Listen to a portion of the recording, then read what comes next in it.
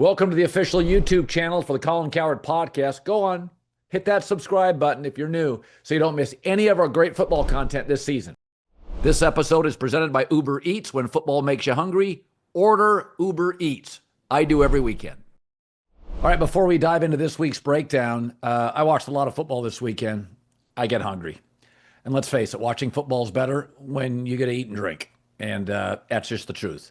So luckily, on Uber Eats, you can score a free turkey provolone sub, which I have right here from Jersey Mike's when you spend $15 at Jersey Mike's all season long.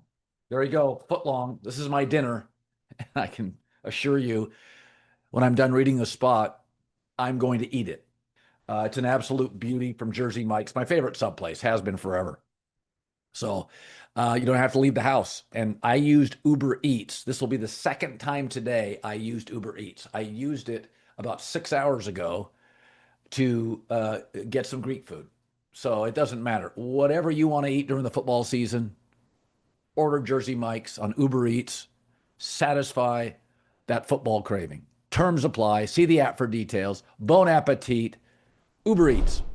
All right, John Middlekauff and we got a lot to talk about. We may slip in some Oregon-Penn State and Ryder Cup in about an hour. Let's start with the big game of the day. Let's break down 6 or 7 big games. Chiefs 37, Ravens 20. They tacked on a late touchdown. Lamar's now 1-6 against Kansas City. They had a lot of defensive injuries, but that's not the story. The story is Lamar. I mean, to me, John, Kansas City is in his head. Obviously, when you're missing 6 defensive starters, I mean, Mahomes, 4 drives, 4 scores to start, like 4 touchdown passes. He broke the all-time record, fastest quarterback to 250 touchdowns, which we all knew he was going to do. So the defense, it doesn't help. But I feel that Kansas City is in Lamar's head. Do you? Definitely. I mean, the Steelers have been over the years, and now Kansas City, it's undebatable. I also think this, and listen, he's a fantastic player. He's an incredible talent. But these last 2 weeks, he's led a pretty, you talk a lot about privileged lives at quarterback on offense. Like the real sport starts when your tight end shatters his leg, your right guard gets a DUI, he gets suspended, and then a wide receiver goes down in the first series of the game. It's like, then what do you do? And we've seen Mahomes now for 2 years. But I'd say also, look at Josh Allen. His defense has been average at best over the years.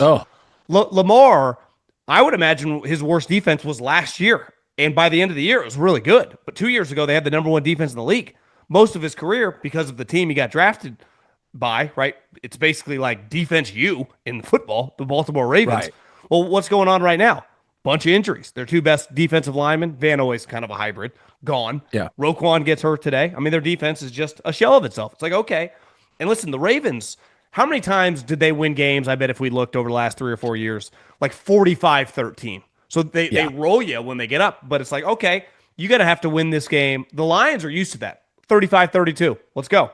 The Ravens, that's just, he doesn't have to do that a lot over the years. That's right. And all of a sudden he's looking, it's like, you're back on the field. They just scored another point. It's a different, they don't feel like the purple team we're used to watching because defensively, and that has to throw him off, and it puts more pressure on them, and they've kind of cracked, I would say, the last couple weeks. Well, yeah, you had 2 first-half turnovers. I mean, they got themselves into a hole. And let me throw this at you. I've always said the reason he dominates the NFC, and his number, it's like 25-2. Yeah, they don't see him. Spags has now seen him 7 times. So, and my take on Lamar, remember the first year he started playing? I think he beat the Chargers the first time he played him, that first rookie year. Then in the second time he played the Chargers, in the playoffs, if I recall, they had a little bit better beat on him. And it's all fuzzy to me, but I was told very early on, you do get a little bit of a beat on him. He's just so dynamic, you can't get your arms around him. Well, Spags has seen him now so many times. It's a very good and very healthy and a fast defense. And then all of a sudden you jump out to a lead. And I mean, I think some of this is not that there's a secret sauce, but Spags is great. His defense is great. And they kind of mostly contained him tonight. Well, because the last 2 weeks, Dan Campbell set the blueprint, and you went, well, Spags, who already had a blueprint, is going to utilize that throughout the week of basically corralling him. Now, again, he might juke you out and make a move every once in a while, but if you don't just run up aimlessly and let him just get an easy 10 yards with his eyes closed, it's harder for him to operate. And remember, for a long time, Dak's team now stinks, but it was like when he got to pass the ball less than they ran it, he was really, really effective. Lamar had that stat going forever. When the Ravens have more rushing attempts than pass attempts, they're going to be really dangerous. Why is that? They're up in the second half, handing the ball off, and they just kind of roll you. They lean on you. Well, today, 17 rush attempts, 20 pass attempts. Like that is not their formula, the way they're playing. And obviously, the turnovers. I mean, when he's turning the ball over now, we have, and he's not the only culprit. Derrick Henry's been a major problem for him this year. They're out of sync, and they have these injuries. Like the Chiefs, you could tell it's like, okay, they beat the Giants, they win this game, they get right back into the mix. I'm sure we'll talk about the Chargers. They got a million injuries right now. Yeah, like it's open again for the Chiefs. You look at the Ravens and you go, could this kind of be their year from hell, like the 49ers last year, where you just lose a million players and all of a sudden you're 7-10? Yeah, and to your point, I joke with J-Mac all week. I'm like, people don't understand. It's not like Xavier Worthy's a 1, but when you don't have a 1, 2, or a 3, he's a damn good 2. So he had a ton of targets, nice catches, he was wide open on a couple of them.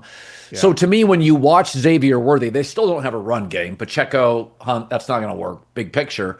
But not every team that gets to the playoffs is Philadelphia. Not everybody's a great run team. What the run team does, it picks up first downs, and it helps your defense. So I think they're going to have to establish that. But when I watched them today, with Thornton, Juju Smith, Xavier Worthy, my take was, and I'm not sure if yours was, well, if they get Rashee Rice back, okay, now Thornton, now Worthy, now Rice, Juju Smith, Travis Kelce. Okay, that's more than good enough with Patrick Mahomes if they can just be average running the ball. But Worthy today, it was pretty clear that he has a relationship with Mahomes, and it's pretty good. Well, one thing I wrote down is, Tyquan Thornton was once a second-round pick. Now it was a late second-round pick by the Patriots, but he has a touchdown in each of the last 3 weeks. So you get Worthy back, you get this guy who can fly, get him some confidence. You get Rice back. Hollywood Brown is just a solid contributing member. Like he can get 5-6 catches every game. Juju can just do some dirty work over the middle of the field. Their passing game looks a little bit better, big picture. This is why they win today. They're 2-2. You look at the rest of, the AFC, some of the injuries, in their own division, the Chargers. You can't just start overcoming missing elite players, especially at the offensive line. You go, God, I like their offense. Now, again, we talked about this last week with the Bears. I just said, let's pump the brakes on the, against the Cowboys defense. You saw today. I was like, the Bears offense is going to be up and down. And I will say the same thing with this Chiefs against this Baltimore defense, which have major issues. But they also have one of the greatest quarterbacks of all time and one of the greatest coaches of all time who coaches the offense. So I would be bullish on the unit moving forward for sure from an explosive standpoint. And you add Worthy to go with Thornton's speed, you can just stretch the field, and those possession receivers in Brown and Juju and even Travis, who clearly gets up for bigger games. Clearly. Can add. And you just keep him healthy toward, a playoff game. I mean, everybody's got a hole outside of Philadelphia. So their defense is good. They have the best head coach coordinator combo in the league. Once they get Rice back, more than adequate, probably above average receiving core, superstar head coach, quarterback. I thought the O-line was good.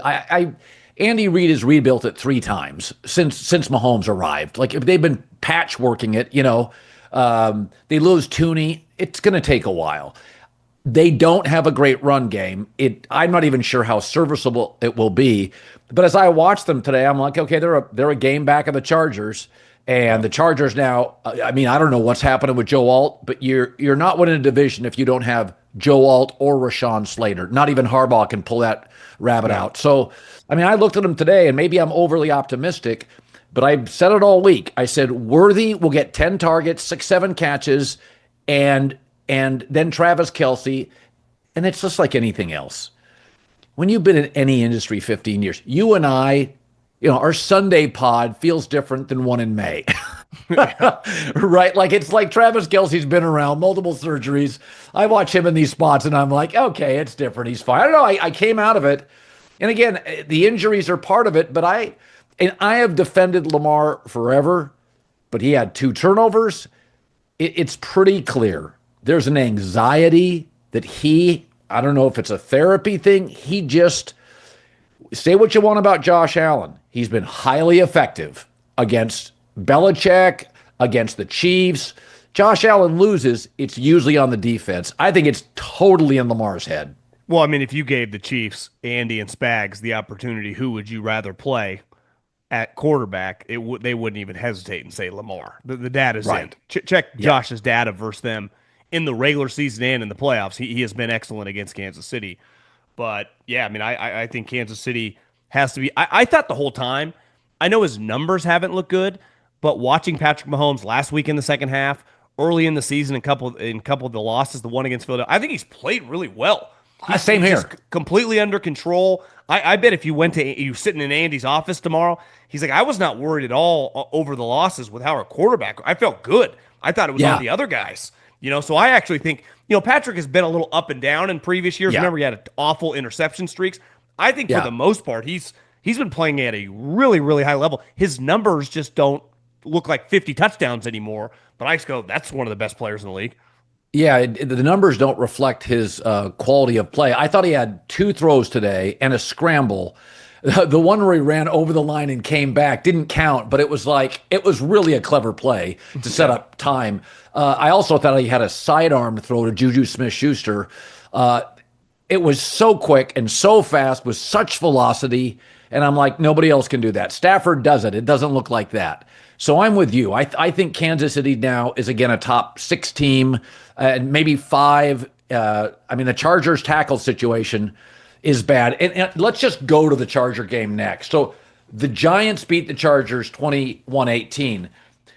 So Malik Neighbors could be out for the year. But the story, which I thought was pretty substantial, is if you look at the numbers and you didn't watch the game, you wouldn't be impressed with Jaxson Dart. But the Giants, between Dart and Scattaboo, rushed for over 160 yards. He had 7 rushes. They were excellent on third down. I thought Jaxson Dart was pretty damn good. Neighbors hurt early, so you don't have that. He had 10 scrambles for 55 yards. I thought he was clever, kind of worked between the tackles. We know he has a decent arm. I don't know. The Chargers had Herbert was hit 14 times. So this is like a problem. Last week he was hit 14 times. But I thought Jaxson Dart, I'm watching all these college quarterbacks. Dante Moore looks like a great quarterback. C.J. Carr at Notre Dame. The rest of them, I would sell some stock. I thought Jaxson Dart looked pretty good. Yeah, he definitely gave him an energy to start the game. They get up 7-0. He has that, the quarterback draw. Made some throws. Obviously, throughout the game, he keeps plays alive with his legs that Russell no longer was doing. There was also like a youthful, craziness to him. He's trying to run guys over. He had the one play that got called back on the hold.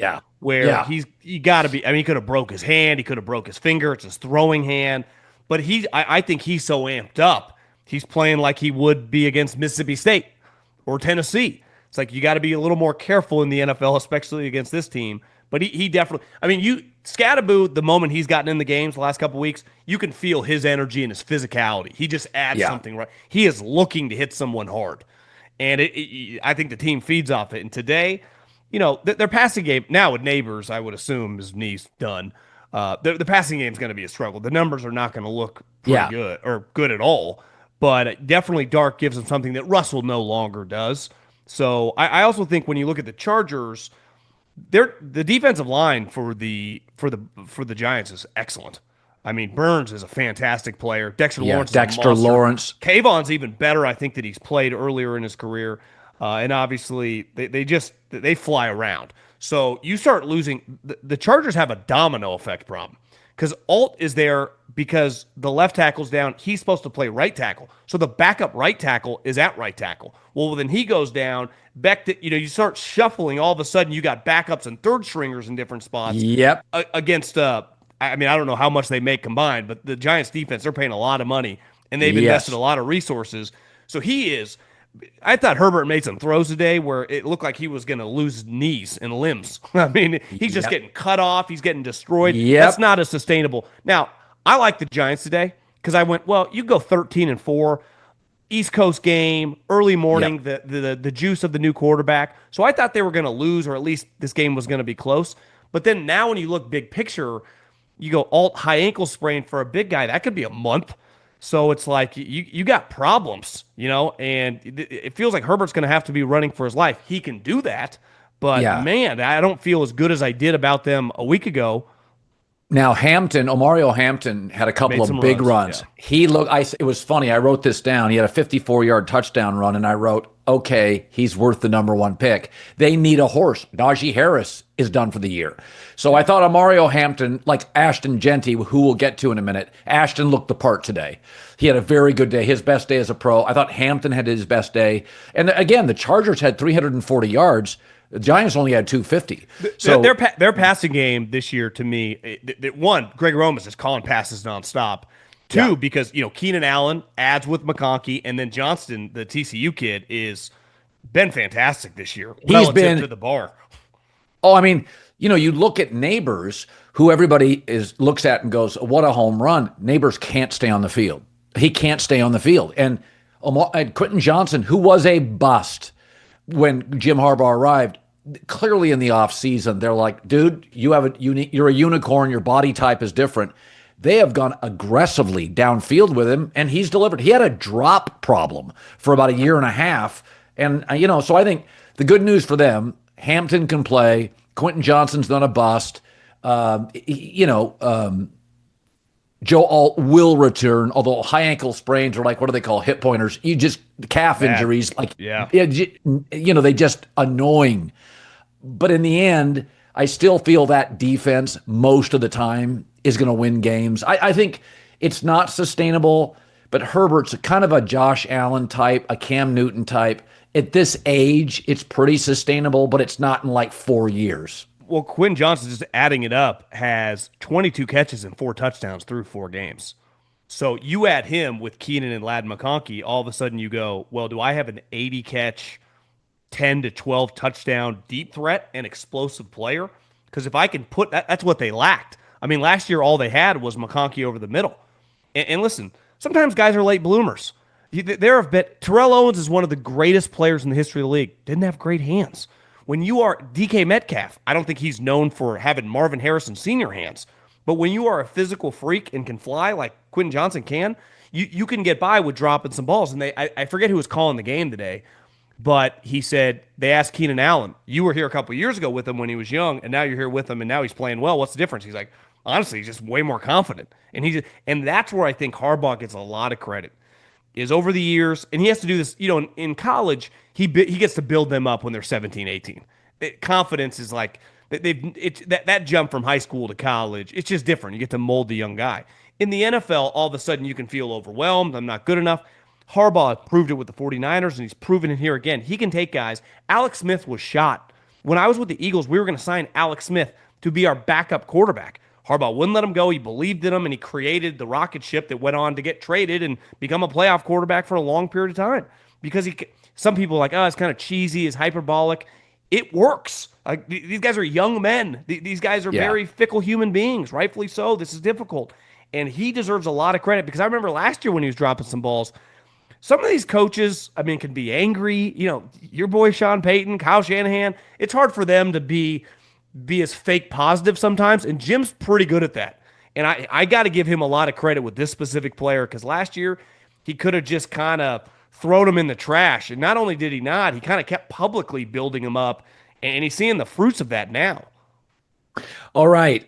In one of the wildest, ugliest games of the season, the Bears, because of a late last-second blocked field goal, the Bears beat the Raiders 25-24. And the reason this is important, the Raiders, thank God Geno Smith is in the league. He basically lost the game for the Raiders today. He had 3 picks. He's got really, really tenuous judgment in big spots. The Bears were a mess. I mean, they had a 4th and 1 false start. They had a huge 3rd and 5, and the snap, Caleb wasn't ready for it. I mean, Ashton Jeanty arrived. So if you're a Raider fan, Ashton Jeanty looked the part. Geno was awful. And I think you and I both said it. Pete knows him. Pete trusted him. It's so weird because Pete hates interceptions and Geno leads the NFL in picks. I think he's got now like 6 or 7, leads the NFL. He's the opposite of what Pete Carroll likes. He does not take care of the ball. But in the end, I will say this about Caleb Williams. He made a couple throws. Cole Kmet dropped a big ball today. He had a couple of bad drops. They won. He was the better quarterback.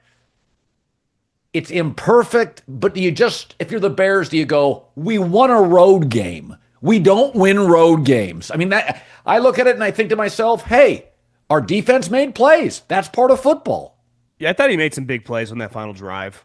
Yes. Scrambling around. I just looked up on the 4 box on that fumble. Is that on him? Is that on the center? I'm sure they'll talk about it.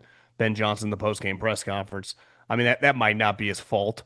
But Max Crosby, I thought throughout early in the game, like Max Crosby looks like Lawrence Taylor right now. He was all over him. It looked like Max Crosby was going to single-handedly win the Raiders game in the first half. I was like, Max Crosby, I would rather have Max Crosby than all 11 guys last week on the Cowboys. And I can imagine Caleb Williams like, we're not playing Dallas anymore. Did you see there was a play late in the game? Max Crosby is so good. So he comes from the left. Caleb goes to pass. He just stops, circles, and says, I'm just going to go chase him down. And he chases him. Caleb is a world-class athlete, and Max forced him out of bounds from the other side of the field as a pass rusher. Then he dives inside and gets probably a 4 to 5 yard. Caleb gets a 5-yard head start, and he angles him and gets him out of bounds. I thought Max Crosby today looked like the best defensive player in the entire sport. He looked damn good. The other thing that, for example, Russell Wilson, who's become so polarizing, like what's going to happen to his career, the Hall of Fame. Looking back, Russell became a borderline Hall of Famer without ever being able to throw over the middle of the field. I don't know what his numbers like just specifically today, middle of the field, but he does hit some plays over the middle of the field, Caleb. Oh, yeah. And he hit Rome on a big one. They scored a touchdown. I would say the other thing, has been someone that's been critical of the Rome pick, he's definitely showing some life. He's got some more Washington Huskies vibe going with him right now, making some big plays, just getting open. Today is not a day to be negative. Or you go on the road, you win in the NFL. Now, my overall takeaway from the two teams, the Bears might win 6-7 games, the Raiders might win 4 or 5. Did Colton Miller get carted off at the end of the game? He's our best O-lineman by far. There were plays tonight, and I don't think the Raiders, offensive line and definitely the Bears defense isn't very good. But it was like I think the Raiders offensive line is horrendous. So you got the combination. I just don't think those teams were very good. But I'm with you. It was an entertaining. Like that game was close, and the Rams-Colts game was close. But one was a playoff game, and the other was just teams that are going to combine for 11 wins playing. But it's the NFL. It's entertaining. Yeah, I mean, the game-winning drive for them eventually was 11 plays. And again, I thought Caleb made 2 big-time throws. On the Caleb to Adunze play, I wrote it down here. Big blitz by the Raiders. They put heat on him. So again, today's show brought to you by our new presenting sponsor, Hard Rock Bet. The leaves are falling. The stakes are rising. Postseason baseball's here. Every swing absolutely can change the season. We got some great teams. How about Milwaukee? Dodgers have no bullpen. Milwaukee swept them this year. Keep your eye on the Mariners. Yankees, do they have good enough starting pitching? Step up to the plate. Take a swing on Hard Rock Bet. New customers, all you have to do is bet $5. If it hits, you not only get your winnings, but also $150 in extra bonus bets. Plus, every day this week on Hard Rock Bet, you get a profit boost for a playoff baseball parlay. There's a new promo every day. Boost your same game parlay or SGP Max so your bet pays extra winnings. So, if you want to see what everybody else is betting, who's going to homer, top picks, or parlays across any sport, the Hard Rock Bet app literally shows you. It's another reason to download the app. It's easy, 90 seconds. Just for the intro. Tap Discover, and you can see trending picks and parlays at any time. Download the Hard Rock Bet app. Make your first deposit. My take is it's the false start. The mechanics, the basic operations still are not there. But if you look at the schedule for Chicago, the bye's coming up, John. It's a pretty easy schedule. It's not it gets, Green Bay at the end of the season. Minnesota's not a great football team, as we saw today. So Detroit is, but they get them at home. I don't know. I kind of looked at the Bears and I'm like, they block a kick. They made 3 big picks. I think you get on that flight if you're a Bears fan. And if you're a Bears player, you get on that flight and think, shit, man, we don't win road games. I mean, under Eberflus, they were the worst road team perhaps in league history. And I mean, I took the Raiders today -1.5. Field goal goes, we win it. But my take was, I just don't trust Chicago away from home. So I think you get on the flight. Some of these games are ugly. I would say the bigger issue with the Bears and why you couldn't they could lose to the Bengals. They can lose to the Giants. They could lose to anybody. Is like the offense, like they're going to make some splash plays. They have a really good head coach. Defensively, they look really bad, Colin.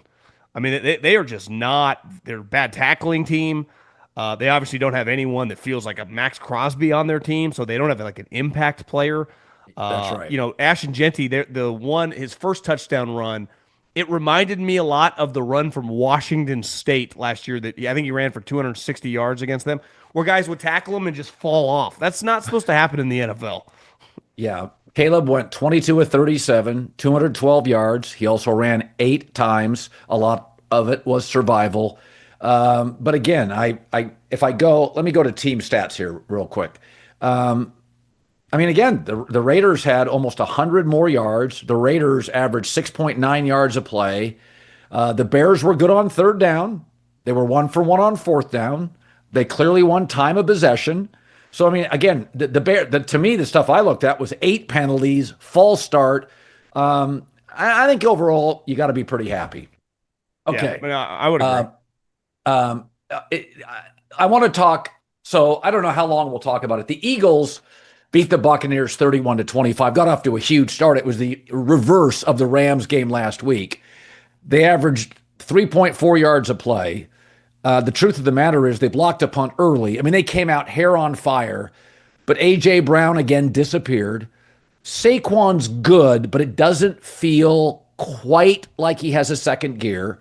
They're 4-0 on 4 one-possession games. A lot of penalties. A.J. Brown disappeared, 200 total yards. You know what Philadelphia feels like to me? Baker and the Bucs were coming right back. And they almost picked up another last drive win. They feel a little like Kansas City. Something's not quite right, but there's so much playoff experience in the Philadelphia locker room. There's so many guys who have been around.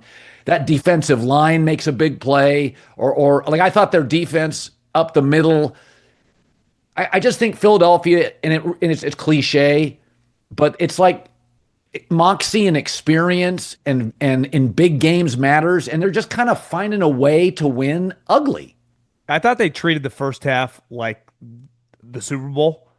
They went down to Tampa a day early. They went down on Friday, and the Bucs had beaten them 3 straight times, and they're up 24-6 at halftime. So they came into this game like, we're gonna kick your ass. But Super Bowl champs, it's like they just assumed the game was over. Because in the first half, the big knock was, Todd Bowles, pressure. It's been awful for Jalen. Jalen was 8 of 9 in the first half for 2 touchdowns against pressure. He was fantastic. And it felt like, a team that hadn't won the Super Bowl, like with their back against the wall, were trying to prove it to the league, to me, wins that game 40-13.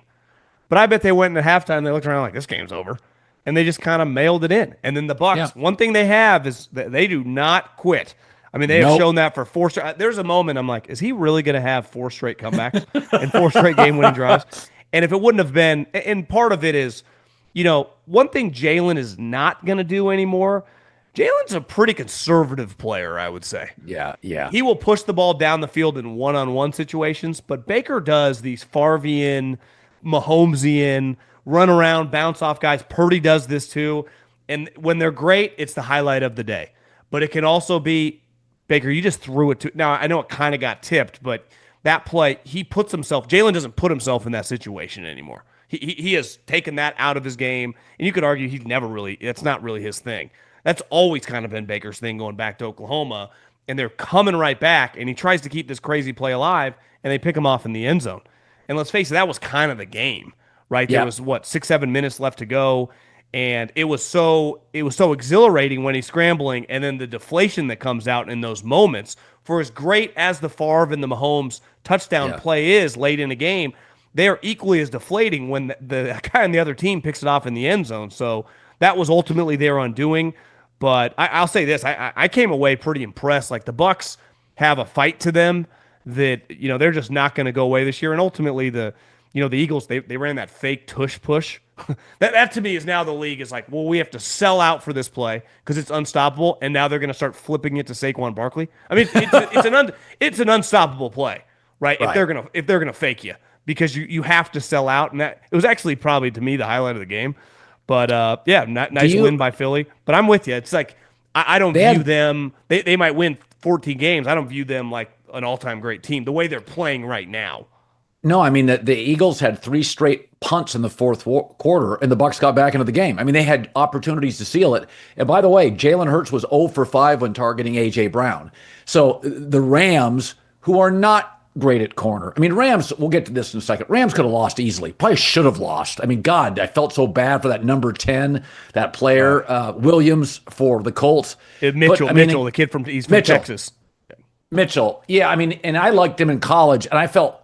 And then he had a holding call. So, I mean, literally they had 2 touchdowns taken away. So, I mean, guys have bad days. But I mean, in the fourth quarter when they could have sealed it, they didn't. And the Bucs have better corners that match up, longer corners that match up on A.J. Brown. That's a huge issue for the Rams, who I really do believe. I don't think they want to relinquish picks, but I think the Rams know. They got to solve that issue. It's hard to beat Philadelphia, some of the better teams. Okay, we'll get to the Rams. In fact, let's do it now because we'll get to your San Francisco 49ers and Aaron Rodgers having his best game. So the Rams end up winning this thing 27-20. My takeaway, the Colts are for real. Daniel Jones, I mean, listen, they had that touchdown taken away when the kid fumbled it out of the end zone. Jonathan Taylor, huge run. There's a holding call. I feel like the Rams are pretty Puka reliant. McVay, Stafford, and Puka reliant, although Devontae Adams, their defense is good. Their running game is good. So the Rams are a really good football team. But my takeaway today was Colts probably should have won. And Indy's really good. They're going to win that division, I think, going away. Totally. I mean, I think Puka Nacua and Jonathan Taylor are 2 of the better offensive players in the NFL right now. You could argue 2 of the best non-quarterbacks in the league. I mean, Puka's an unstoppable one-on-one force. You cannot cover him. And Jonathan Taylor, you look at his numbers, you're like, John, what are you talking about? The run he had that got called back, which it didn't ultimately impact him at all, right? I hated that had to happen. Was Genty-like, running through a tackle, 360, and he has been unreal all season long. I text you this. The Colts, they have been a quarterback-less team, and now they're just a real team with Daniel Jones, who honestly, I watch him more and more. I get more impressed. Like, his arm strength's a little better than I thought. Tyler Warren, I was thinking when we were talking about Caleb, and I'm not going to try to live week to week on this, but I love the draft. Warren, like, that guy's going to work in the NFL for a long time. Loveland, he was already injured coming out. I understand Ben Johnson compared him to Laporta, a little twitchier, but you watch Warren, he doesn't seem like that explosive in and out of his breaks, but he's enormous. He catches everything. I mean, today he 5 for 70. Like, every time you look up, it's 70 to 80 to 90 yards. He's such a red zone threat. To go with some of their other wide receivers and one of the best running backs in the NFL. It looked like they were going to win that game pretty handily, and then obviously it kind of fell apart for them at the end. But I'm with you. I think the Colts are really good. I think the Rams. I thought that was just like a playoff level, just the intensity of that game. Verse and the obviously had the coaching. big play toward the end. Shane Steichen. Yeah, I mean, shows you Shane Steichen's not an idiot. Maybe the quarterback last year was just a train wreck. Mitchell is that wide receiver, and my heart went out to the kid because he's supposed to be beloved on the team. You knew he felt terrible, but no. If you go look at I'm going to go here real quick. Sports fans love a comeback, so the underdog that kind of defies the odds.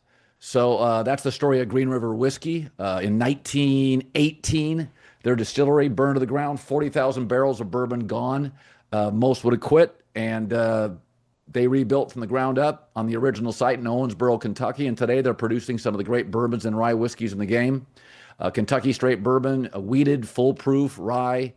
It's a lineup built on resilience. So if you love a good comeback in sports or in your glass, Green River's got you covered. Head on over to greenriverwhiskey.com to learn more. Try some for yourself, and always please drink responsibly. So Daniel Jones was 24 of 33 for 262 yards. He did have 2 picks, but the one at the end, they're trying to get down the field. You can't crush him for that. Stafford was 29 of 41, 375 yards, 3 TDs, no picks. He's ridiculous. But overall, now the Rams had 460 yards. God, they had 70 total plays. That's a lot of plays for the Colts defense to be on the field. It's funny as I look at the Colts, and you lose the football game. The Rams had played a terrible second half. It was one of my blazing 5 picks. I'm like, McVay off a bad second half, coming to home. Now Daniel Jones is going to face a real pass rush.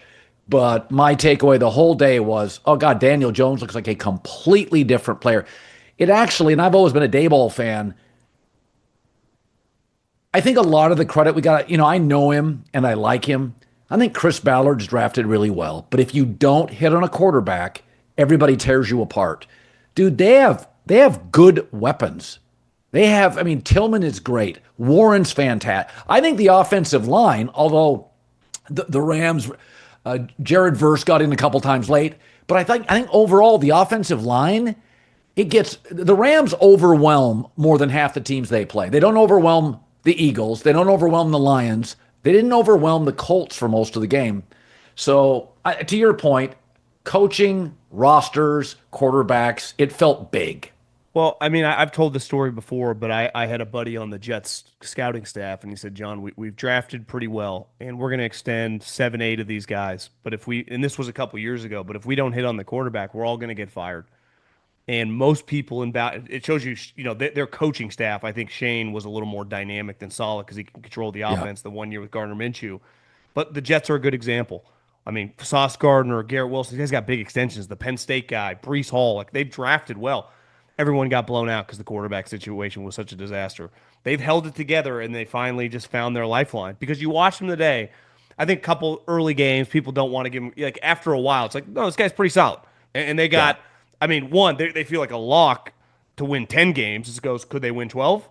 Because you win 12 games. Now 2 of the last 3 years, he's won 9 games with an average team. He gets a better team, he wins 12. They're going to give him a contract extension. He's going to be, this has got a Baker Mayfield situation. And, I get a lot of people asking me where I live. A lot of people from the Midwest live here, big Vikings contingent. A lot of people said, listen, John, J.J. McCarthy, I get having hope, but you can't tell me we would have been better off signing Sam Darnold. Oh, of course. It's a pretty arrogant move to go, we'll just replace this 35 touchdown guy that's 28 years old. Usually it's impossible to do that, especially if the guy's not the number 1 overall pick. You're like, well, he's the 5th quarterback off the board. No, you fingers crossed, now he can't even play. And Darnold's been really, really good. He's just a good player now. He's just a good player. Yeah. I think it was funny, Stafford. So they took a picture at one point late in the game. Stafford was sweating. It looked like, when your dog goes into the water bowl in the summer and it comes up and there's just water all over your dog's face. Stafford was pouring sweat off his helmet. And it looked like it was just coming down in the end. And it wasn't a water bottle because there was no break. It was a drive. But him hitting Tutu Atwell, remember they signed Tutu. So they drafted him in the second round from Ole Miss. Kind of felt like a bust. But they kind of felt, we'll bring in Devontae. He's good for about one big catch a game. And he had the 88-yard touchdown to win it for the Rams. That's classic McVay. McVay's like, listen, we can bail on him, but he is our fastest receiver. And he's not a high-volume guy. He's like a poor man Xavier Worthy. But he will run past you. And we don't have that in our arsenal. And I just think it's funny that Stafford doesn't throw to Tutu Atwell all day. The time he does, it's the game breaker. And I think that's just what the Rams are. I think situationally, they're so smart. They're just so well run. And I mean, they didn't use that play the entire game. It's 2020. You know, a lot of these younger coaches, John, they'll burn through plays in the first half. It's such a Rams move to me. I think where McVay deserves a lot of credit too is, you know, you go through defensive coordinators, you're going to whiff on some. And clearly, you know, he had waited. You know, Shula was his buddy, right? They'd known each other since college. And, you know, he probably was ready years before he gave it to him, but he felt like he didn't want to view, it's not as like brother, like nepotism, but like I'm just giving it to my good buddy.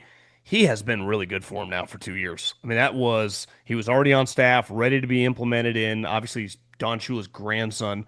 But I think, you know, hiring, I mean, so being a head coach, you know, especially Sean, he's calling the plays, he's working with the offense, he's trying to develop guys, he's dealing with the roster. You know, hiring your staff it's what makes Jim Harbaugh such a star. Jim Harbaugh is a great hirer of his coordinators. And, you know, anytime that you are the offensive play caller head coach, Kevin O'Connell, Brian Flores, Kyle Shanahan, Robert Saleh, like you're a lot better when you're defensive coordinator. And I think most people are like, the Shula thing is going to work. Like, Sean, you got a good team. Yes. And it's worked well. I mean, Verse by the end, Verse looks like to me a young Khalil Mack. Oh my God, he's a beast. He's a monster. He's a monster. So they've drafted and developed a really good defensive line, and they're just a tough. You know, their best wide receiver feels like a running back in Puka. Yeah. I mean, it's the way he plays. Cooper Kupp used to feel like there's a physicality to the way they play at wide receiver. The Niners, their guys have that. You know, that adds a toughness to your team. You know, the Kansas City, their receivers are just running, right? I mean, Xavier Worthy and Thornton ain't going to run over guys, but that's Andy doesn't mind. Andy goes, well, I'll develop plays for him. The Shanahan and McVay, those physical receivers add to the physical nature of the team. All right, Pittsburgh. I thought it was one of the shocking performances of the day, but in hindsight, it's sort of explainable. Pittsburgh 24, Minnesota 21. Started for me 8:30 in the morning. I thought it was my favorite bet of the week, but then all of a sudden they had three backup offensive linemen, and the Steelers. I felt Kevin O'Connell came into the game with a game plan, and so did Brian Flores, and they didn't adjust. But I think Kevin O'Connell couldn't adjust. Listen, Aaron played the best game I think Aaron's played in a couple years. I really did. He and DK Metcalf have a clear connection. I thought the Steelers' offensive line today, John, the Steelers have not developed a consistent run game in 6 years. I thought they ran the ball today effectively. I don't know. I looked at Pittsburgh and I'm like, Jesus, this is the best Steeler performance. And again, they were missing three linemen. Vikings were a mess on the O-line.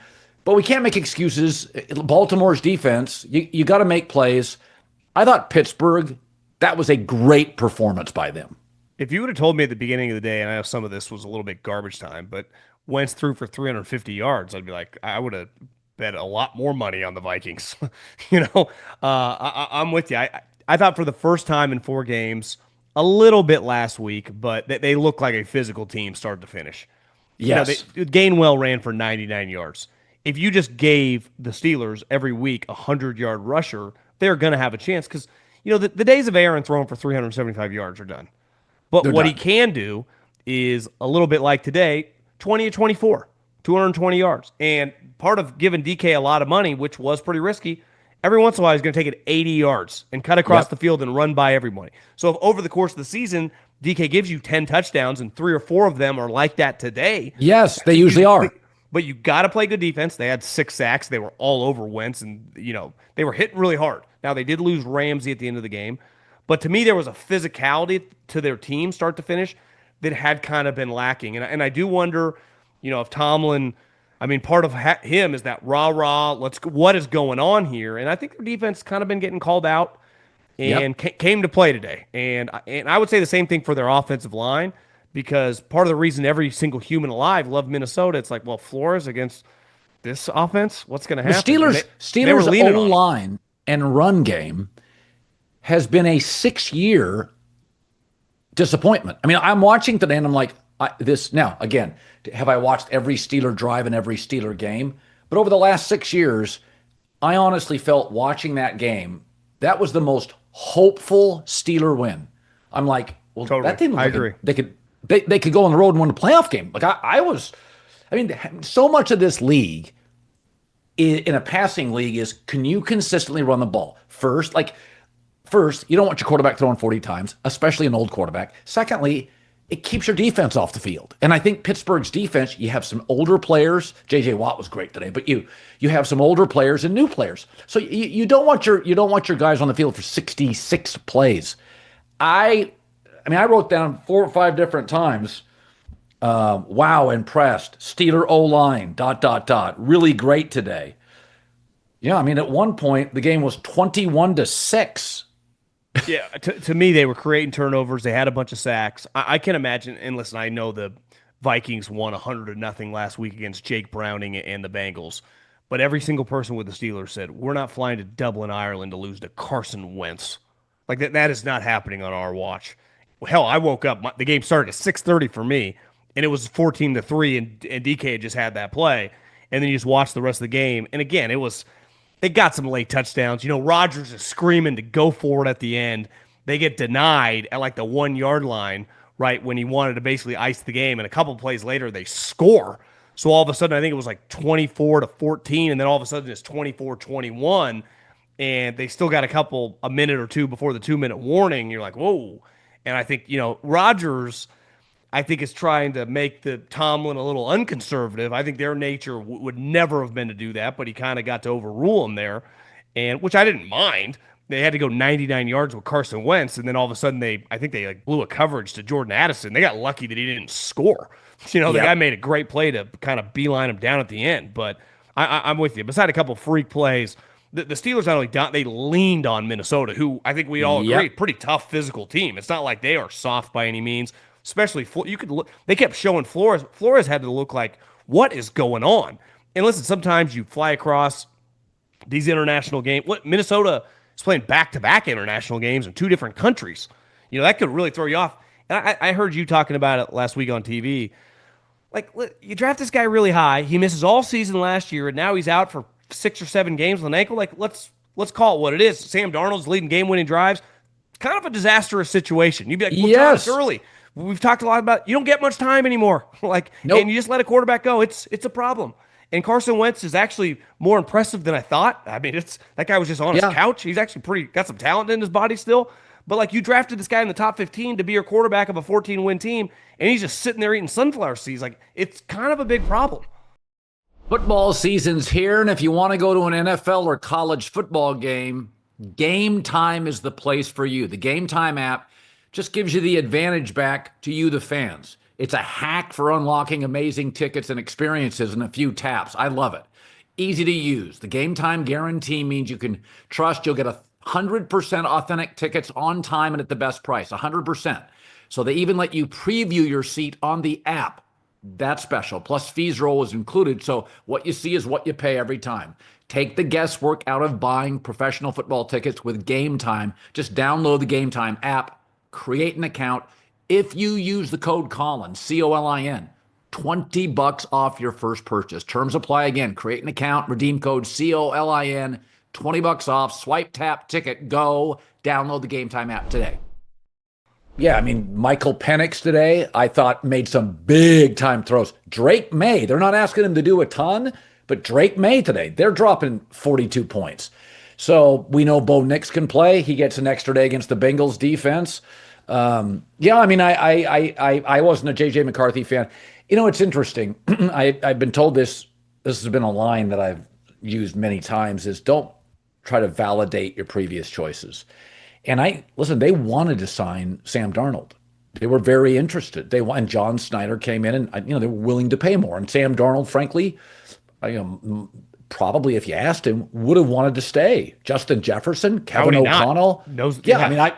Yeah. And by the way, in that division, that's not a great defensive division. Now you go out and have to face a Bosa at the time and the Rams front twice a year. I mean, Sam Darnold follows the league. I'd rather stay in Minnesota in the offensive division than go and have to face McVay and Shanahan.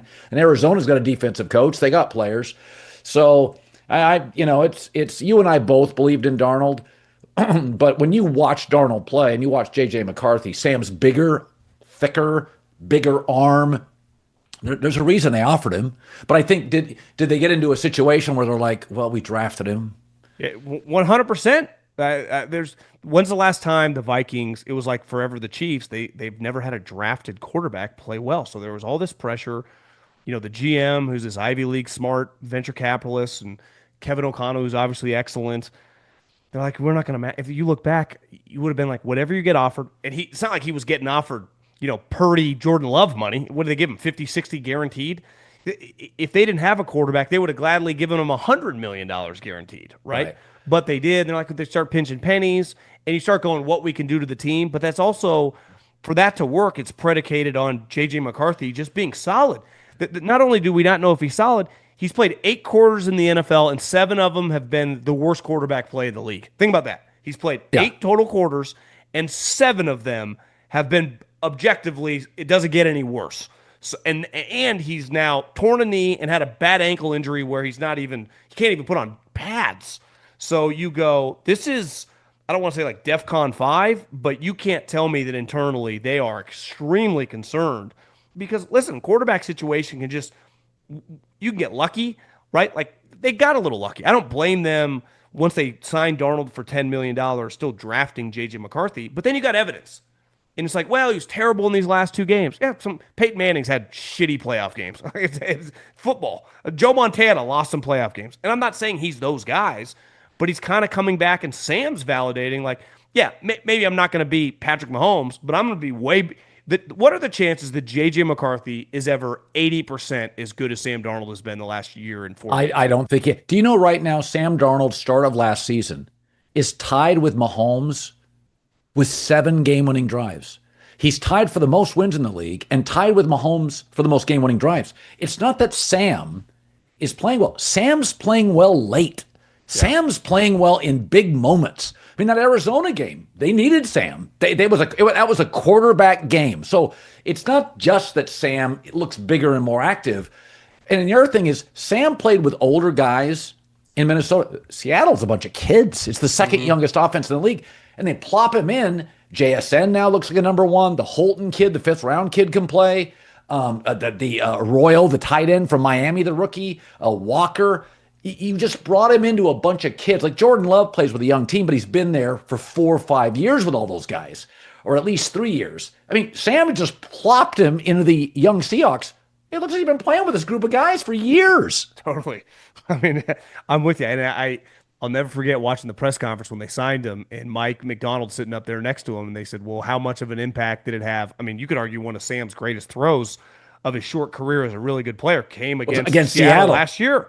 And he said, yeah, kind of had a big impact on us. I had a front row seat for that game, and I game planned against them all week. So I just think, the Steelers are a good example. Is this season is like they start anew next year. Who in the hell knows what's going to happen? Rodgers retire. Yeah. He's 42 years old. Maybe tries to come back. I think the Vikings right now, listen, I've been impressed with Carson Wentz. Like, he's definitely not some loser. You can play with him.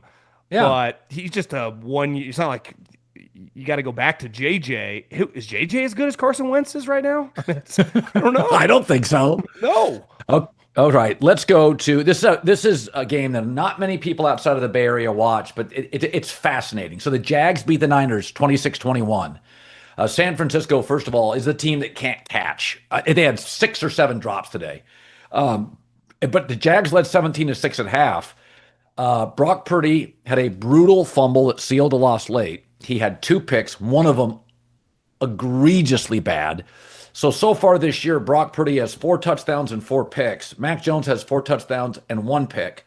Some of it, the injury, less practice time.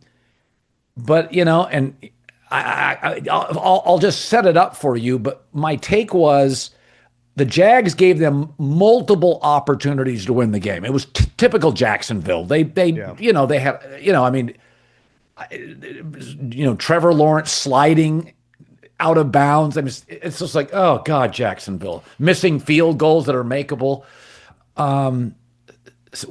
What did you make of Purdy? I mean, I thought it was pretty bad. Yeah, he looked, I thought today, like bad Jimmy Garoppolo. Balls floating on him all day long. I mean, all day long. He had multiple guys. Robinson and Juwan Jennings made 2 catches that were just out of this world, that if they don't catch with their fingertips, are probably caught by the safety behind them.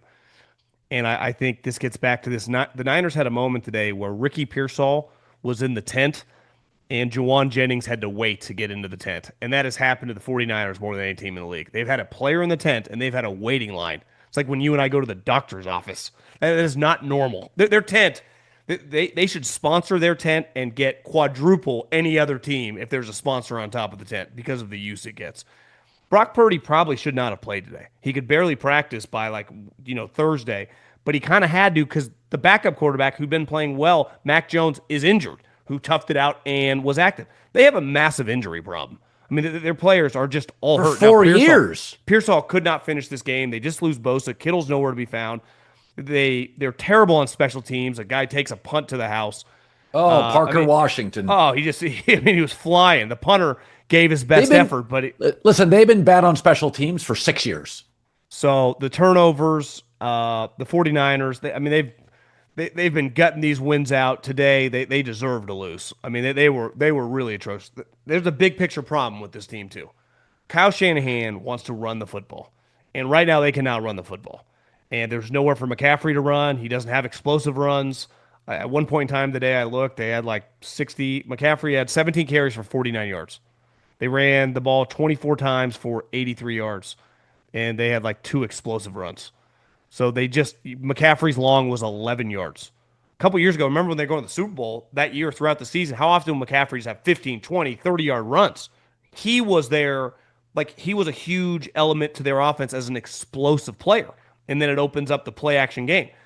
I remember Jay Gruden told me, he's like, listen, there's no one better than scheming up. I mean, part of the reason they're not – McCaffrey's looking a little old and their offensive line's not great. It's not because of the scheme. Like, Kyle knows how to scheme the – but his drop-back passing game is not viewed like Andy Reid's or Sean McVay's, right? That's not Kyle's deal. But when he cannot run the ball, they can't just drop – like the Purdy play that ended the game, the fumble – he's gotten multiple offensive line getting smoked. He can't drop back and pass because they can't protect. So beside Trent, who's also looking a little old, that I know they're 3-1, but they played the Rams in 3.5 days. And now the Rams getting this win today. That's a huge game. The 49ers, who knows who's going to be available in that thing. All of a sudden you went from 3-0 to 3-2 pretty quick. And I thought, you go 3-0, you just have to limp shitty schedule 7-7, and you're 10-7, right? You can lose to anybody. I don't think the Jags are that good. I don't think the Jags are that good at all. They got some good individual players, but do I think they're do I feel confident saying that's a 10-win team? Hell no. I mean, if you look at the Rams defense and Seattle's defense, just the athletes that are playing, John, and then you look at the Niners, I mean, Seattle and the Rams are just faster defensively. They just have more elite players. And then all of a sudden, JSN, Jackson Smith-Njigba, is a number 1 for Seattle. Walker's a number 1 running back. Arroyo looks really good at tight end. Darnold's a great athlete. I picked the Rams to win the division and the Seahawks to be a wild card team. Just turn the sound down and watch the Seahawks and the Rams athletes. It looks like GMs that hitting a lot of picks. San Francisco, when I picked them third, people said I was crazy, but I said they're old, expensive, and brittle. And I said, you're just got to bake in. Trent's going to miss 3 games, McCaffrey 2, and Kittle 4. You just have to bake it in. So I actually think the Niners' defense has been pretty good this year. I mean, they gave up. How much is solid though? Well, that's what I'm saying. But they have some young, explosive players. They got a touchdown, dude fumbles, ETN scores the next play. They have a punt. It's not their defense has given up all that. Part of the offense is basically giving them great field position, and the defense is kind of getting gassed. But big picture, Bosa did not play well, I thought, last year. This year, he looked like a man on a mission. Yep. So losing him, it's not just you just say we lose so-and-so. Well, how is that guy that's so-and-so just because he's a big name? Bosa early on looked like he could be the defensive player of the year. So the air going out of everyone's sails on defense, because you go, hey, we got Nick Bosa coming off the edge with this young group. We got Fred Warner flying around. We got this great defensive coordinator. Our defense can dominate, and our offense can just figure it out as the year goes on. But you lose Nick, it kind of can unravel fast, and that's, today I thought they did a pretty good job, but I don't view the Jags as some like potent offensive option. But to me, if Purdy, and he's just had thrown a lot of turnovers the last like 10 games. How about the one in the middle of the season? How about that interception? I don't know what he saw. Geno had an interception today. I don't know what he saw. Purdy's was worse. Sometimes Purdy can't see because he's not that tall. So I think that's a lot of it. And then today, I wonder, he's got this foot injury. Can he not drive off the ball? But then he'd scramble around. So you're like, well, he doesn't look hurt. But I felt throughout the entire game, if he was a pitcher, it'd be one of those, like, he's not making it past like the third inning, right? You just go to the bullpen. You could just tell early, like, he is just off. And usually, with a Shanahan team or just that style of offense, you just run the ball. Well, they couldn't. They just can't. And he can be, I would say, stubborn sometimes. Kyle will keep calling runs because, like, we're going to bust one. And they never did. They never had a longer run than 11. And most of them felt like they were going for 1, 2, 3 yards. So they were getting nothing.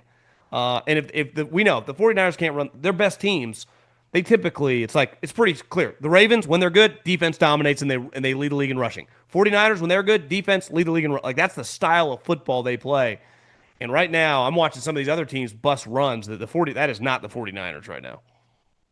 Okay, so I want to talk about one college game and one player specifically. So Oregon in overtime beat Penn State 30-24. And I had said all week, I kind of liked Oregon to win, but they hadn't. Dante Moore, between UCLA and Oregon, he just hadn't played in a big stadium. John, I think this kid was so cool. I don't think they had to delay a game. I don't think they had an offensive penalty in terms of not being lined up. He goes into that environment. That is an elite defense that has eaten quarterbacks alive. 3 touchdowns, no picks, 29-39, 250 yards. And multiple times, the camera takes pictures of Dante Moore. Totally unfazed. In arguably the hardest environment in the country is definitely in their conference. I think Dante Moore is the best quarterback in the country. He is the best quarterback. If you're talking poise, size, arm, Oregon's always had speed, but all these top programs do. I think Ohio State's the better team.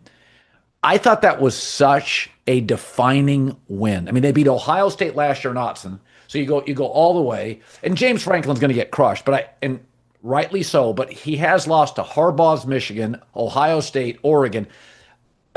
He's losing to the right people, because I don't think Penn State's as good as Ohio State or Harbaugh with Michigan. I don't think it's as good a program as Oregon, because Oregon recruits California at a high level.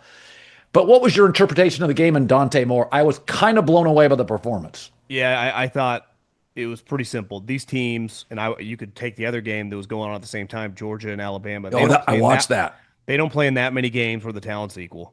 So whether their quarterback's on or off, whether Aller plays good or bad against Nevada or FIU, or even the Iowas and some of these other teams they're going to play, it does not matter. They're just going to out-talent them. The other team's not going to be able to score, and they're going to win even when they play shitty 27-7. There are going to be a couple games throughout the year where they got equal talent. And we seen it with Penn State now because Penn State's an elite roster. Like me, I had those 2 games on at the same time. It's like there are NFL players everywhere in these 2 games. Oh no, those were the quarterback play, the coaching, the speed. Insane. Yeah. So to me, both games came down to Dante Moore's a 5-star quarterback who looks like he's a star, and Ty Simpson. Everyone wrote that kid off. Whatever DeBoer and Grubb have done to him, he looks like a stud.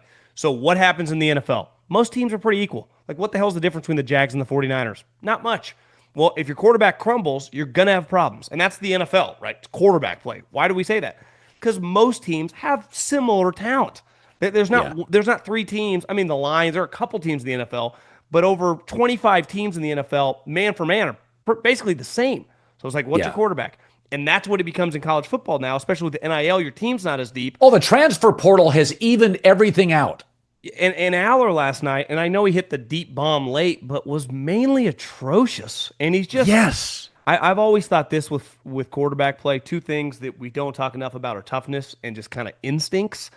And he's tough. Like he will lower shoulder. I don't question his I don't toughness. love his instincts either. They just don't exist. He's just not They an don't. instinctive player. And to me, No. more, and I would say the same thing about Tice. I would say of the four quarterbacks last night, and I would include Gunnar Stockton, Aller was the worst. Stockton made a couple big throws. Listen, he's not the best, but this guy's, to me, Aller is, James Franklin is going to get dragged through the mud, I'm sure, this week. I think they have a bye week. They've been hyping this team, for so long about just this game and how much it meant. Because Penn State now has had like a 2 or 3 game regular season, right, for the last several years. It's Ohio State, Michigan, now Oregon. And it was just, it's hard for me to put it on him because their teams felt ready. It's the quarterback. You recruit the wrong quarterback. We've seen Dabo do this. When you get Trevor Lawrence or a young Deshaun Watson, we saw it with Saban. When he had Tua and Ed Ogeron got Burrow, you look really good. When you don't, it's really hard. And they went all in on Aller. Living in, some of my buddies back there went to Penn State. They were telling me a couple years ago, we got this guy, he's supposed to be like Josh Allen. That was the hype on Drew Aller coming out of high school. I didn't like him 2 years ago, but I thought he improved so much last year. At the end of the year, I was like, okay, if he does that again, he's a top 10 pick. Because they got the Kansas offensive coordinator that many believes one of the best offensive coordinators in the league. So it's not their offensive coordinator who's excellent. They added the Ross kid last night that made some plays. They've added some transfers. They have great running backs, right? And it's him. I mean, obviously the throw in overtime, but the first half, he was just atrocious. The other thing is he can't just make the plays more, can. Even Ty Simpson, he just can't make the plays. So I was high on him just because I wanted to be. I'd heard the hype, and it just got to be out. You just got to be out. John, when I watched that game last night with Dante Moore, and you and I use this word, but there is juice. Dante Moore, poise, juice, arm, like you can just sense it. You can tell that Oregon totally believes in him, and Lanning totally believes in him. And when you put guys on the same field together, it's like when you put Mahomes and Lamar on the same field together, there looks like there's a significant gap. There doesn't when it's Josh Allen and Mahomes. They're both great. Lamar and Mahomes, there's a gap. And when I watched that last night, that game did Drew Aller no draft favors. He didn't look like he was even on the same planet. Okay, is Oregon the only school? I get, like you said, they're newer to this, right? Of the last 3 decades, 25 years, but they don't have. Have they ever won a national championship in football? I mean, definitely not in the modern era. So it's like played for it. It does feel like this team and Dan Lanning with the NIL, they are going to be right there. You just, college football is a little more random now with some of these games, injuries and stuff. You got to win multiple games, but that was, I mean, that tight end they got, holy moly. I mean, number 18 is just a monster. Their defense, and this goes back to Mario. They have recruited, and Chip did, with DeForest Buckner and Eric Armstead and some of the guys they used to have. They have a very physical team because Penn State, that's the one thing they hang their hat on. We're one of the fastest, most physical. We're an SEC defense. And Oregon's like, okay, so are we. So it's like, well, if you're going to get that quarterback play, because, listen, Dylan Gabriel, good player. I know, obviously, Stefanski. He's not close to that. No. The other thing I'll bring up before we get to the Ryder Cup is that I was at the USC game. And, they were missing. That away from your house? Champaign. 2.5 hour train ride, 2.5 hour drive. Bad. It was warm, and it was still, there was no, it's farm country. So it was warm and not covered. So, the players, it was hot. But when D'Anton Lynn came to USC, the UCLA defensive coordinator, they went and bought him, and they brought him over. And immediately the defense was better. And everybody was criticizing Lincoln Riley because Jaden Malavai throws to Lemon for the go-ahead touchdown with like 1:55 left. And J-Mac goes, oh, they won. And I text J-Mac. I said, Illinois has a great kicker. USC secondary is awful. Can't tackle. They're missing their best safety. I said, J-Mac, Illinois is going to drive down the field and hit the game-winning field goal. Ended up being closer than I thought it would. I said, but if you were, I was at the game. Illinois was the much better team. Illinois moved the ball up and down the field. USC got no pass rush. it was, I was swimming around on the internet, last night looking at stuff, and somebody brought up the point. I didn't write it down, but somebody brought up the point. They said the defense has gotten softer. They're bigger. There's no question. They paid for size in the NIL portal. They went and paid for size, and they've got it, and they recruited a couple big time freshmen, one from Canada, one from Florida. Who's Hakeem number Stewart. 4? That 18-year-old pass rusher. He's a monster. Yeah, Hakeem Stewart's going to be really good next year. If they can keep their guys, they're going to have a good D-line. No pressure. Illinois got eaten alive up front by Indiana. USC got no pressure. And somebody pointed out, they said, the longer Lynn is with Lincoln Riley, the softer the defense gets. And we can keep blaming Alex Grinch. When you go to Oklahoma, one of the knocks was defensively, they weren't Stoops' defense. They weren't as physical. They couldn't make big stops. And somebody pointed out, like, is it practice? Nobody questions the offense. I mean, they were missing offensive linemen. They had a guard playing right tackle, right left tackle. I mean, they were all over, and that's tough on the road. They're college kids, and they scored plenty of points. But they couldn't stop the Fighting Illini and sort of an average college quarterback. They don't have big dime receivers. Offensive line got eaten alive by Indiana. And I sat there and I'm like, is it Lincoln? Is it practice? It's just, once again, an incredibly soft defense. You can talk about injuries. Yes, they were missing Kamari Ramsey, the safety, but Illinois was more physical for 3.5 hours. I kind of checked out, and then when the game, did they have multiple fumbles to even get back into the game? Like, Illinois gave them the ball back, right? They should not even have been. They were getting their ass kicked. Yeah, they got, and I don't want to say breaks because they created the fumbles. Eric Gentry's the best defensive player, the linebacker, punched the ball out. So again, they were very opportunistic defensively in 2 occasions, but Illinois was clearly the better team and did whatever they wanted offensively. I watched the first half. I was flying back from New York on the plane, and they just lost 63-10. And Bielema is a tough guy, and they won 9 games last year. So you knew, especially big noon kickoffs there, that you were going to get a team ready to play. So if you're Lincoln all week long, you guys, listen, that 63-10 means nothing. This team is going to come out swinging. And then that game opened up, and it looked like a Bielema team from Wisconsin. They hit him right in the mouth. And then they ran like the Philly special. I just went there just getting out coaching, and that worked. Now, I will defend West Coast teams in general, traveling, and it's weird on your, but they just showed up pretty flat, and they were getting worked. And clearly Illinois is not as bad as what we witnessed, but you're getting a really good coach. Like, Bielema is a tough guy. I say this all the time. You don't fake being tough. You either, the Harbaugh, Dan Campbell, they just are tough guys. Right? And some of the offensive guys that aren't, a McVay, a LaFleur, a Kyle, they have to make sure to emphasize that on personnel, right? So you just got to, the Leach guys, now you could say Lincoln's offense, and I bet he would say is a lot different than what I was taught in 15, 20 years ago for Mike. But clearly they didn't recruit Alabama, Ohio State defensive players, but they were never good on defense because how do you get good practicing against that offense? So to me, there's a direct correlation in the way you practice. Like, why have Andy Reid's teams, he's an offensive guy for 25 years. Ask any player that's ever played for him. Practice is hard. And yes, hardest practice in the league. Our chin straps are buckled up. We're not doing walkthroughs. You say the Eagles are a good example. They don't necessarily practice as hard. Fangio will say that. They get elite players, right? So you got to do one of the two. And his practices are never going to be Nick Saban's or Kirby Smart's. They're just not. Look at DeBoer. DeBoer, former offensive lineman, he's kind of a tough guy. His teams are pretty tough, though he likes to throw the ball. I think they practice pretty hard. It's pretty serious. I'm not saying Lincoln doesn't practice hard, but his offense clearly doesn't create physicality in practice. And if you're not getting Pete Carroll's recruiting classes, and they've done better, right, the last 12 months and look better moving forward. But right now, wasn't their safety down? He got sick or something the night before, so he didn't play. Yeah, Kamari Ramsey threw up. That hurt because they're not good in the secondary to start. So, he's their best player. But they showed up flat, and Bielema's team showed up to win that game immediately. And it was damn, USC was going to be in for a fight early on. And let's face it, they're just what I think people's expectations for this program, it just hasn't quite been the same. Where on the flip side, wouldn't you say, and listen, we were like, after that DeBoer Florida State game, we're like, this is kind of weird. Yeah. And how about that comeback over the last month? I mean, you know what that guy is?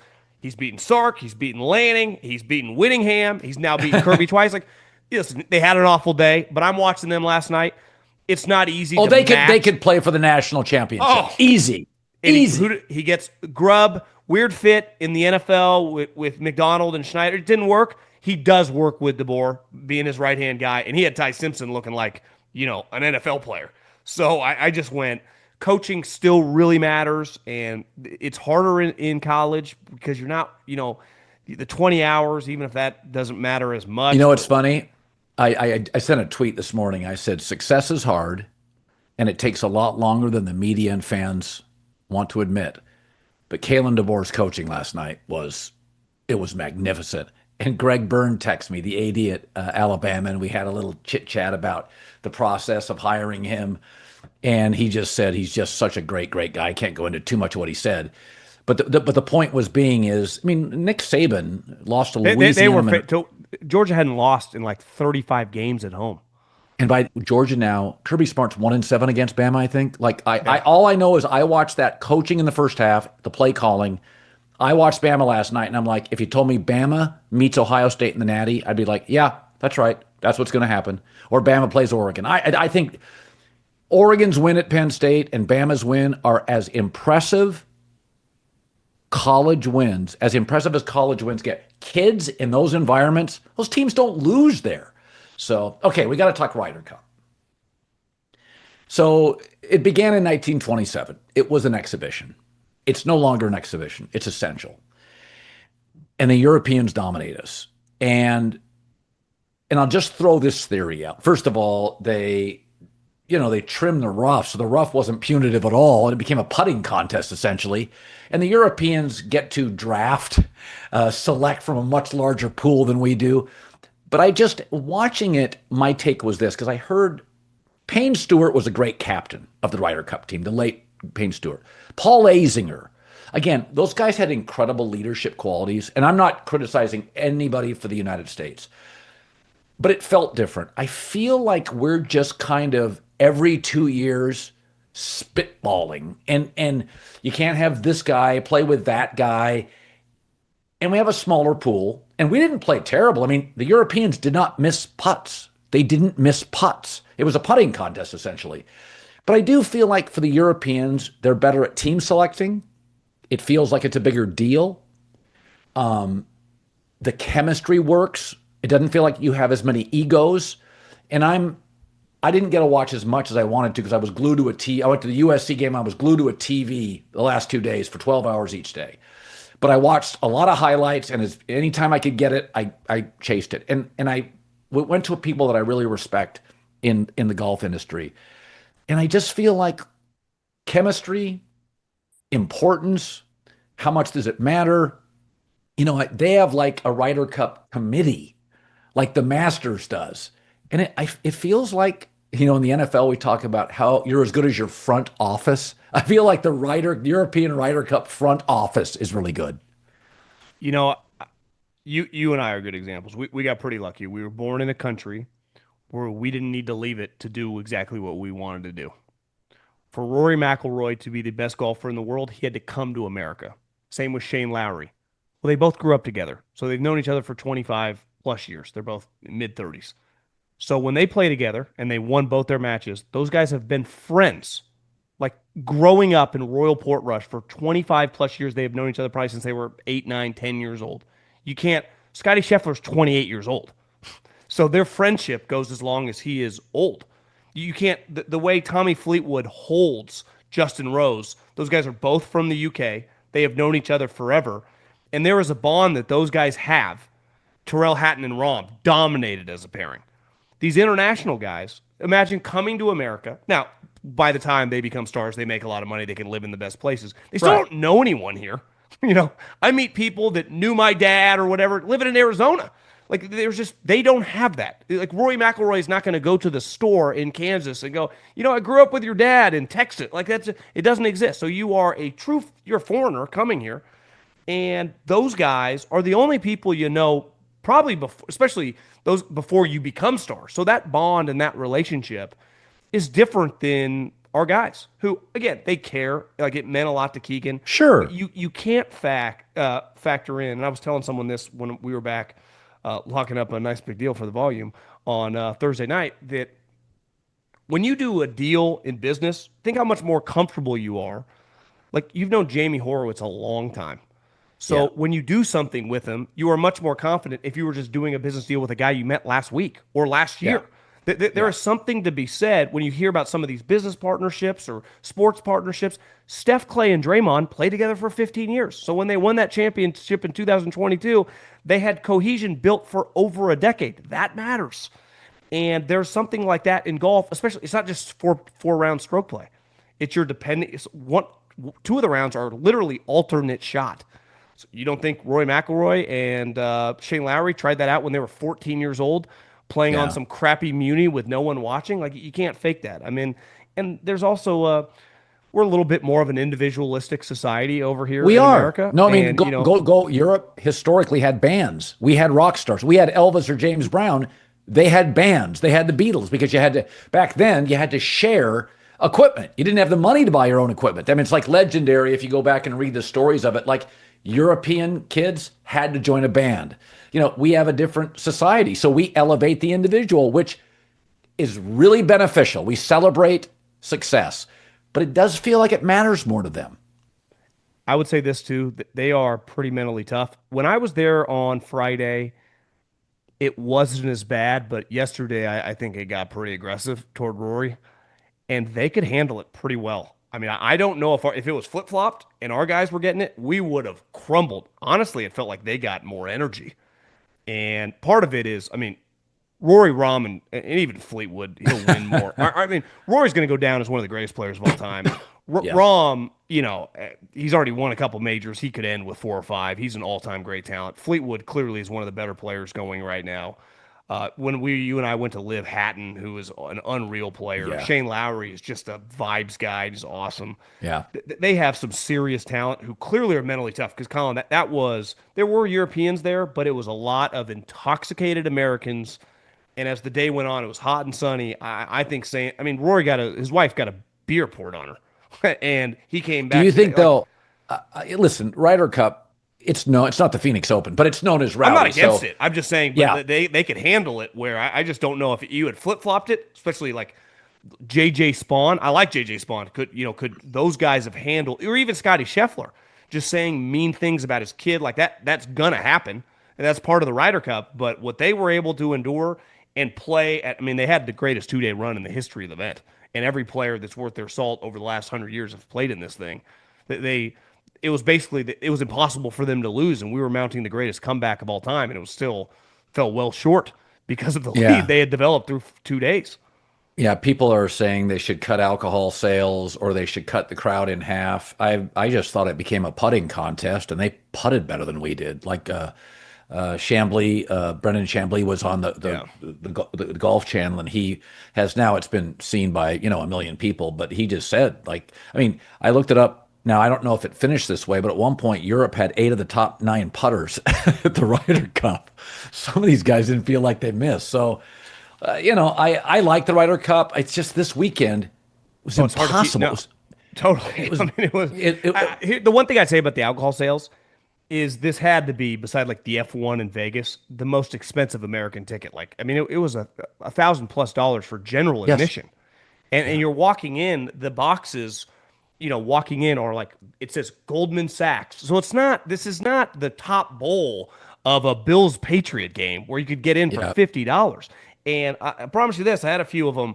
The cocktails were all like $22 to $25. So the people screaming this stuff, I mean, it's probably a finance guy at Merrill Lynch. Right. It's not just like your normal riffraff at some of these sporting events. So it gets a little hostile, it gets crazy, but they kicked our ass, and yeah, it's a pretty incredible event. Just the amount of people out there. You know what though? The truth is, John, if you go to the history of whether it's the World Cup for the Americans, if we're embarrassed, or the Olympics, we don't like to be humiliated, and we kind of got humiliated.